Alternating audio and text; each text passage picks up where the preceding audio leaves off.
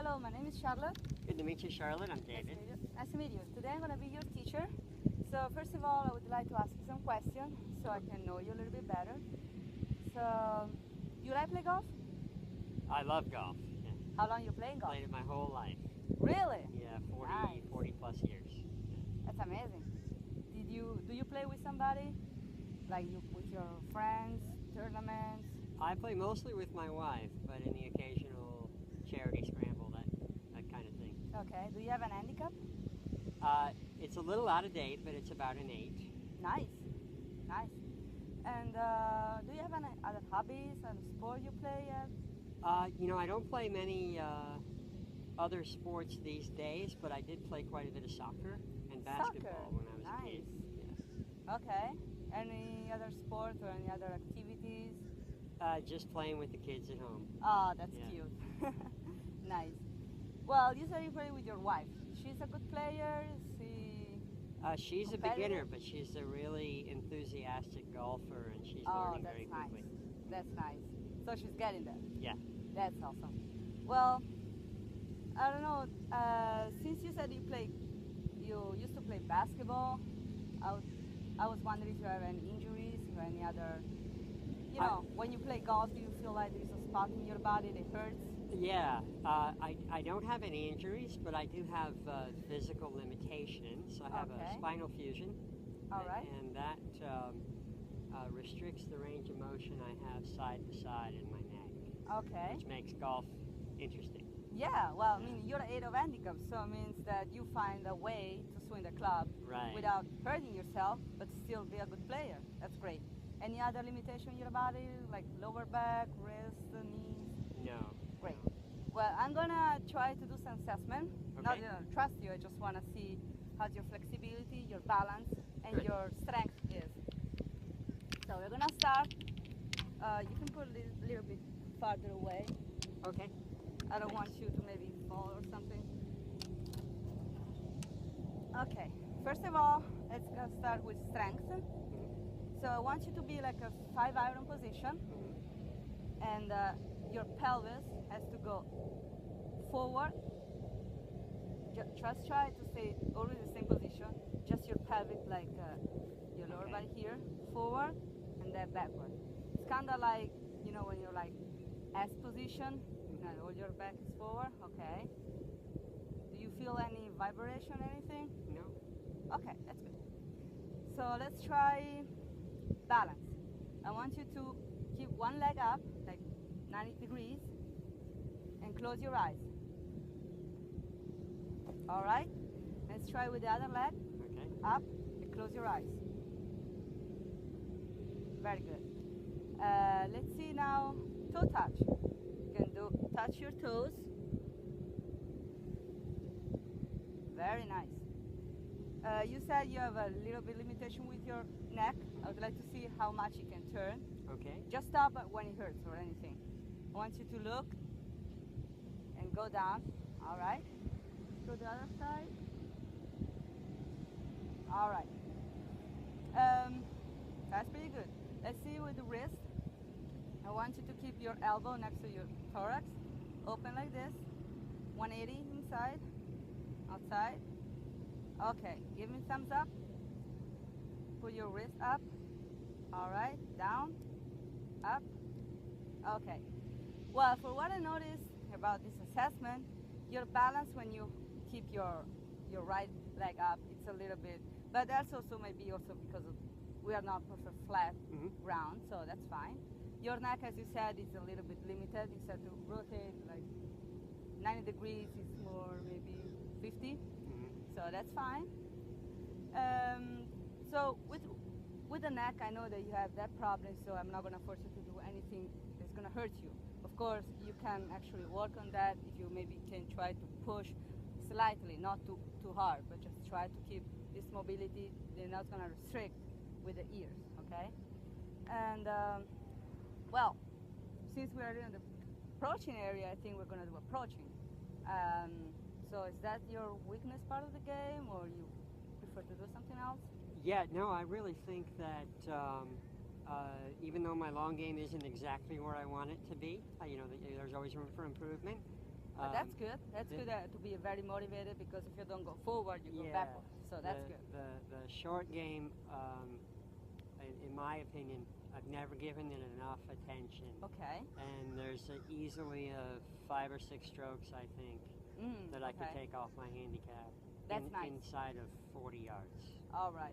Short game, it's very, very important, because every time you don't get on green regulation, you have to be able to get close enough to make your par or your birdie. Right. So it's very, very important. It's actually short game. If you're really good in short game, it's gonna make the difference in your game. Because if you're 8 of handicap, you said you lose 5, 6 strokes because of short game.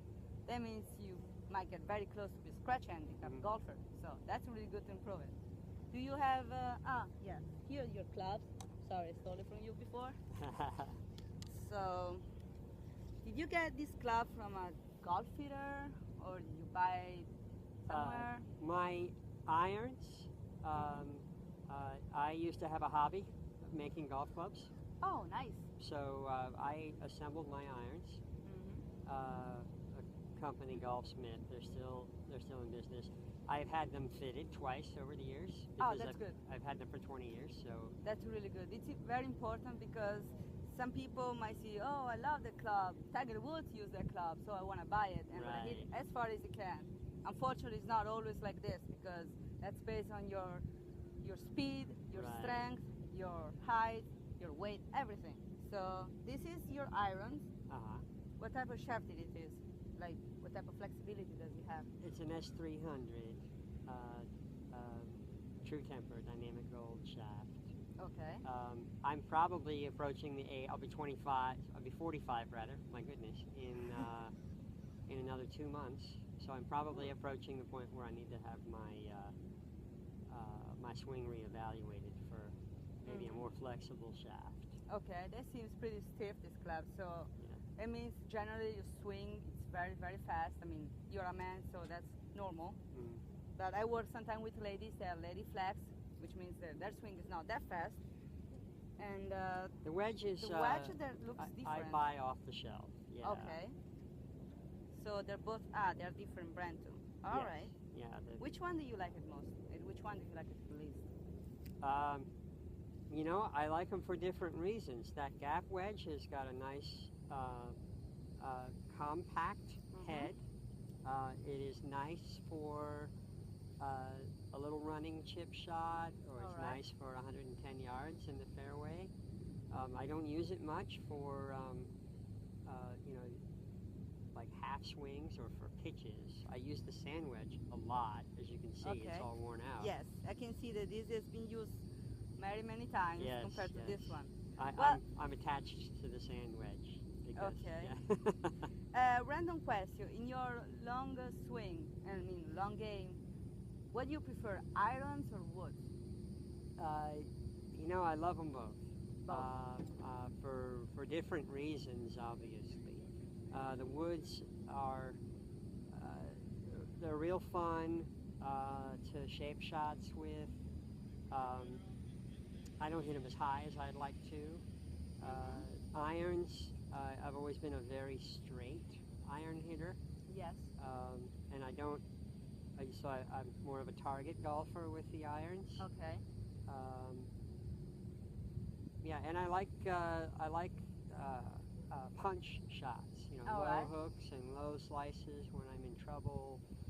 You know, so I hit a 6, 7, 8 iron a lot from different distances. Nice. So you learn like some difficult shots in case you need it.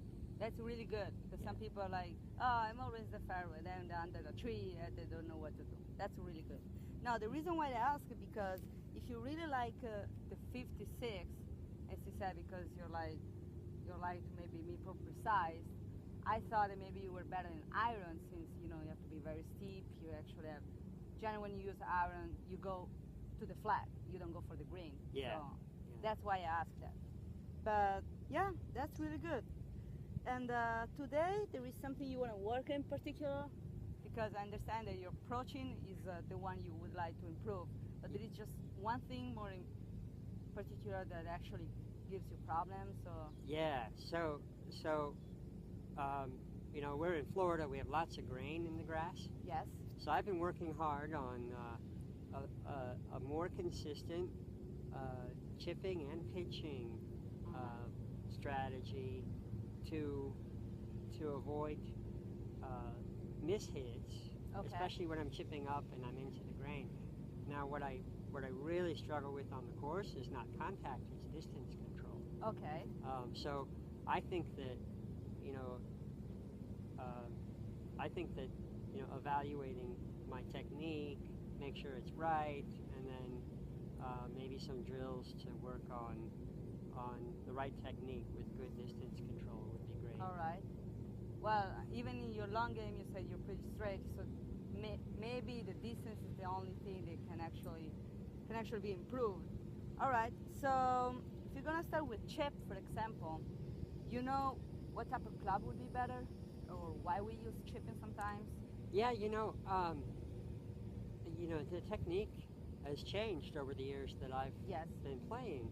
I used to always try to chip with, an 8-iron or even maybe a 7-iron. Okay. And these days there are good players who use one club around the greens, whether they're hitting a low running chip or a higher lob or pitch. And I'm not so good with that. But when I do have an 8-iron in my hands, Yes. or a 9-iron, or even a 52-degree pitching wedge or a 48-degree pitching wedge, I tend to hit the ball too far in my Okay. chips. It's like I don't know if I'm hitting it with my hands and accelerating the club too much or what. But yeah, using the more straight-faced clubs to chip with is really problematic for me because I always feel like the ball's going to rocket over the green. Okay. Well, we can talk about the loft, for example. So if you have I always said that chipping is very close to putting compared to pitching. Like this is the putter, as you can say, it's straight the fade. It's like there's no loft. If you have like an 8-iron compared maybe to 56, you can see that the loft is lower than 56. That's normal. I mean, they say the numbers. So if I can choose, I would prefer an 8-iron compared to a 56 because it's easier. If you put my hands a little bit forward, you see how straight is now the face? It's like the loft is minimum. Meanwhile, this one, even if I keep it forward, there's still a lot of loft. So the ball is going to bump anyway, and it's going to roll. Minimum, but it's still roll. So for this one, it's better a pitching shot, which is pretty sure you use that a lot if you like pitching. Yes. So, yes, that's good. So, you said your problem is the distance. Well, higher is the number, like if you use a 9-iron compared to a 7-iron, the 7-iron has a tendency to roll more because it has less loft, so it's closer to the putter. And as a consequence, when you look like, for example, that hole, you don't have to get in the middle if you wanted to get there with a 7-iron because in that case it's too much. But if you have maybe a pitching wedge, going in the middle may be fine because it's uphill, so you need some roll. So it's very important to see like this direction, for example. Okay, I want to hit a 7-iron. You're gonna maybe try to land the ball very close to you because you know it's gonna roll a lot. The release is gonna be a lot. But if you use like pitching wedge, like okay, I might aim more like where there is the lighter green area because I know it's gonna has to roll uphill. I mean, you need some power. Right. So maybe before you hit a stroke, you have to evaluate the situation of your ground, if there is anything in front, and what type of grass you're dealing with. If they're like in a good lie, if you're in the rough, or if there is like some sand or anything, it's very important. And after all, well, try to evaluate it like, okay, 7-iron, closer to where I am, like a minimum bound. If a pitching wedge, closer to the flag, well, not very close, but in the middle of it. So we can work on that, definitely. Today we're gonna do some drills in order, well, I have to see your swing first, but we have to try to have more control of your club, more control of your distance. You know that maybe your 7-iron rolls 4/5 of your shot, so you have to keep that in consideration because, okay, I have a 7-iron. I know how much it's gonna roll. I have to be careful. I have a 9-iron. I know it's gonna roll a little bit less. I keep that in consideration. So before we're gonna hit any strokes, I don't know if you warm up. Did you warm up before I coming didn't here? get a chance to this morning. Okay, No. that's great. We're gonna warm up. Warm up and stretching is really important before hitting any type of strokes, even putting, Mhm. because we're gonna assume a position that is not common for us. Like, I don't think you walk Yeah, around like this, right. right?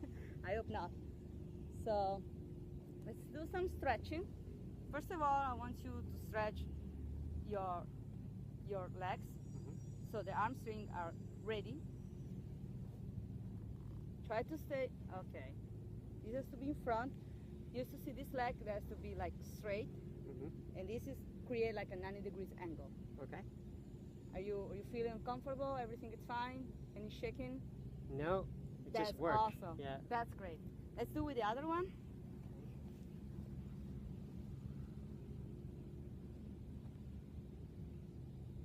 That's great. Awesome.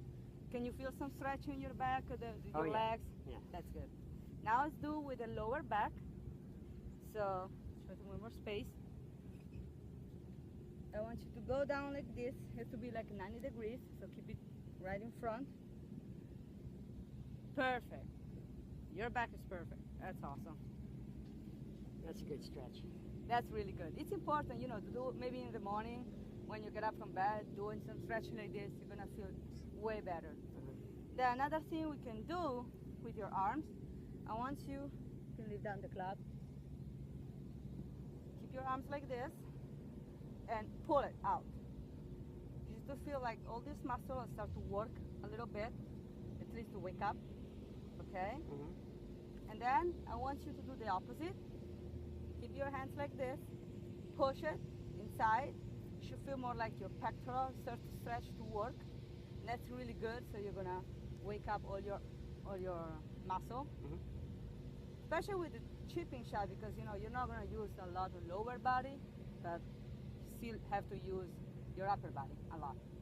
Okay, I think the stretch is good. You feel good, you feel loose. I feel a little more awake than I did. Yeah. That's awesome. Well, you can start to hit some balls.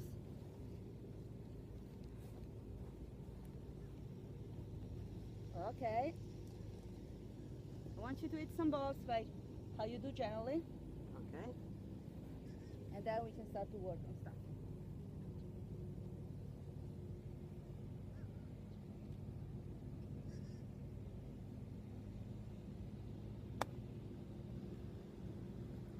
Okay. What club are you using? This is my 52. Okay.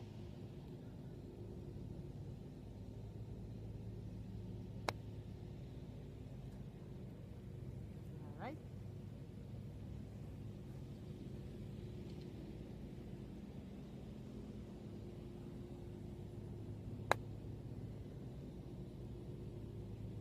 Okay. There was like a particular area you were trying to make the ball land, or you were more focused on the direction? I was more focused on distance and contact, and I was trying to land it just at the base of The ballet? the hill. Yeah. Okay. I mean, the direction was actually pretty good because you can see that there is a little bit of slope. So if you were going to aim there, that was kind of questionable, but you did a good job there. It's actually a nice shot. I mean, you can actually make the putt from there. But since we have more clubs, we might try to get a little bit closer, okay? Maybe even make it, but just to be closer, like you have to imagine that around this like a circle, there's like one shaft length. I don't know if you play maybe some match plays, and sometimes when you're like really close to the ball, the people are like, okay, that's given. Yeah. So that's what we'd like to do. Be Yes. inside a circle that's one shaft long. So there you can go, okay, boop, it's done. Right. Meanwhile there, you see, you still have a little break. Yeah. You still have maybe something, you know, there is a lot of stuff can going on. Maybe there is a pitch, a shot, some a pivot, whatever, and you can miss the ball, and that's Yeah. it's too bad because you can make that one. Okay. With chipping shot, as we were talking before, it's close to putting, so it's important then you go back and forth, which it was good. you said your problem is distance, so maybe it would be nice if you do some practice swing before hitting the ball. And so we can work on that, the pre-shot routine, which is very important for every type of shot, but even more in the approaching and putting area, okay? So would you consider yourself more like a visual person or more like a feeling person? More like a feeling person. All right, that's what I Yeah. thought. Okay. So feeling person actually here is great. If you look like the flag right now, you can see there is a little bit of break. It's uphill, so it has to roll a little bit. Mhm. So you were thinking to make it landed at the end of the valley. I mean here where it's a little bit lower. That's fine. I would like you now to try some practice stroke before hitting the ball and staring at the hole. And meanwhile you're staring at the hole, trying to swing and try to have the feeling that yes, the swing I think it's enough, or maybe no, this is too much or it's too little. Can you feel a little bit of difference? Can you feel like, okay, I'm swinging Oh, more to my flag instead of be like, you know, if you go like look at the flag and just hit it, you're more like guessing, because it's good to actually look at the ground and try to swing, in my opinion, because especially if you're outside the green, because you want to check the grass. You want to see if there under there is a root, if there under there is some sand, stuff like that. It's really important, especially if you're in the rough, you don't know whether it's under. But once you check the ground, you need to check your target, because that's where you want to go. You don't Yeah. want to stay here. You want to go there. So if you look at the flag, and in the meanwhile you're still swinging, you don't. I mean, you can hit the grass or even stay in the air. That's fine. What I want you to feel is that you're swinging enough to get to the flag. Mhm. Okay. So if you try here, I mean, the flag can be there, you don't know. But if you look at the flag, you keep on swinging the flag like this, like, okay, this should be enough. Or maybe, oh no, wait, this is a little bit too little, or it's too much. And when you finally find the right feeling, like, okay, I feel confident this shot, this is the right one, step in the ball and hit it without waiting too much. Because if we wait too much, that's the problem of golf. We're gonna start to think, oh no, wait, maybe that was too much, that was not right, maybe I did this. No, once you have the right feeling, okay, I like this shot. You step in and you hit it. Another thing it's very, very important about doing this drill, like when you look at the flag a couple of times, you swing it like this, is that more you look at the flag, more you think about where the flag is.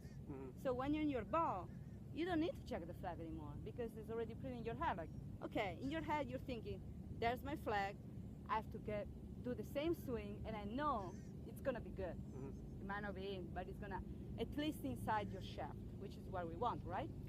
So I want you to try to do this drill and look at the flag, try to make some swing.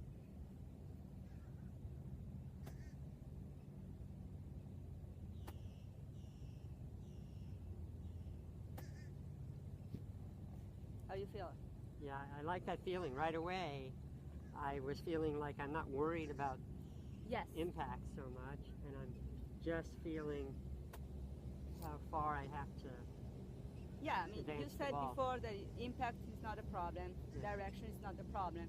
What actually is the problem is the distance. And since you want to feel it right, you need to look at where is your target. Mhm. It's like when you are the driver, I mean, of course the target's way wide, but you look at the target a lot of time before hitting. And here is the same thing, even more.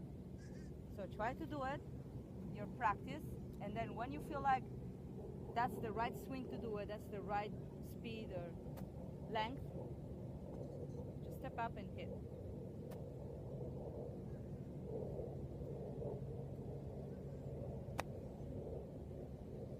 Okay? I felt like there was a little bit of hesitation, Yeah. which is normal. I mean, it's the first time we need to practice this type of things. It's a little bit different from your maybe comfort zone, like your usual. So try to do it again. Once you have the right feeling,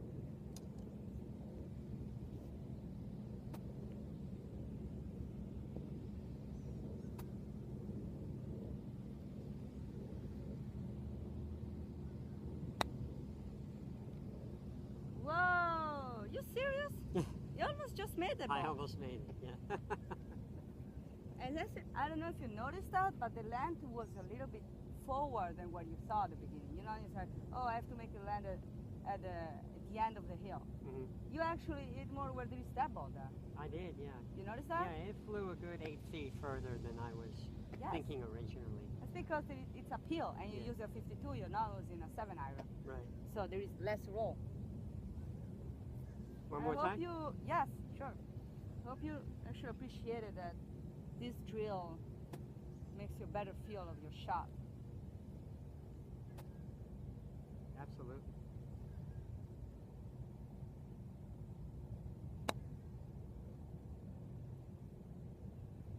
Nice. That's really good. You see that it's like, it's flat to the flag. That's a major, major improvement, yeah. Yes. And Let's I try. wasn't worried at all about, You feel more confident? yeah. That's good.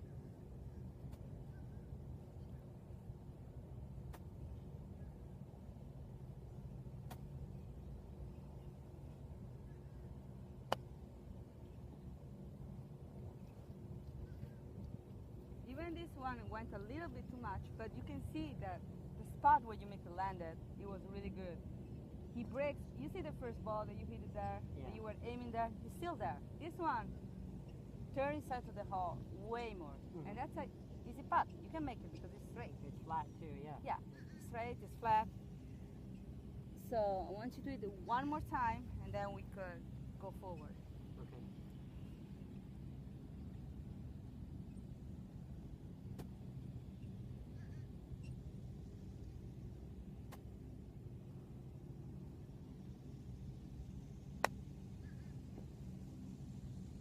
Okay, the reason why maybe you hit there, you look a little bit up too early, get a little bit curious, but it's mainly because before you aim a little bit too much to the right, Yeah. in your opinion. So you're correct. It's like, you know, in the long swing, sometimes we make a fade and we didn't want to, and then the next one we're gonna make a draw. You know, the Christmas tree effect, we call that. When you hit a type of shot, then you compensate it, you go in another direction. Hmm. So that's what happened. But actually, if you can see the 3 balls we did with your drill, they're the closest one compared to the others. Absolutely. Yeah. See, they're like in a very close circle, and that's what we want. All right. So how you feel about that? I that like drill. it. That really opened my eyes. You like it? Yeah. Then you have to use also for the putting if you want to, because there's the same thing. I mean, you look at the hole, like, okay, this is the right speed. How's your putting? Anyway, your putting grade. You know, it's closer to 36 putts around. I'd like it to be more on the 30 putts per round side. Okay. So, And that is because of distance, because direction, because of reading putts. distance is definitely the most important thing to improve for me. If it's the distance, you can use the same drill here for there, and you're gonna notice that you're gonna improve a lot, because once you have like look in the flag, get the right feeling, like yes, I like this is the right amount of swing I used to use, you're gonna make way more putts. Good deal. All right. Well, would you like to tell me what we did today? Like our plans, you were hitting before, you hitting after? Yeah, absolutely. So what I took away from today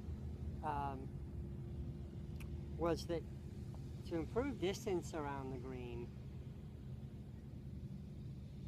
I need to focus less on impact and try not to guess the distance. I need to get the strength of my swing set while I'm looking at my target and repeat it so that then I'm comfortable with the strength. And then before I sort of mentally reevaluate, don't give myself enough time, get up and hit the ball with the same effort. That's great. And I think that that's a key that I can take not only to my practice, but right onto the golf course right away and make